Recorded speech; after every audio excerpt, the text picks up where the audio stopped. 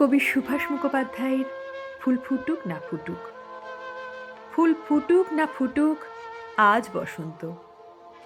শান বাঁধানো ফুটপাতে পাথরে পা ডুবিয়ে এক কাঠখুট্টা গাছ কচি কচি পাতায় পাঁজর ফাটিয়ে হাসছে। ফুল ফুটুক না ফুটুক, আজ বসন্ত। আলোর চোখে কালো ঠুলি পরিয়ে তারপর খুলে মৃত্যুর কোলে মানুষকে শুইয়ে দিয়ে তারপর তুলে যে দিনগুলো রাস্তা দিয়ে চলে গেছে যেন না ফেরে।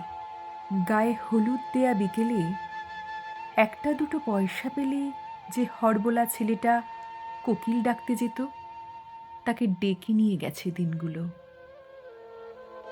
লাল কালিতে ছাপা হলদে চিঠির মতো আকাশটাকে মাথায় নিয়ে এগুলির এক কালো কুৎসিত আইবুড়ো মেয়ে রেলিংয়ে বুক চেপে ধরে এইসব সাতপাঁচ ভাবছিল।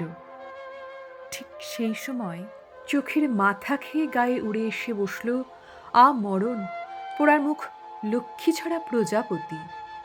তারপর দড়াম করে দরজা বন্ধ হবার শব্দ।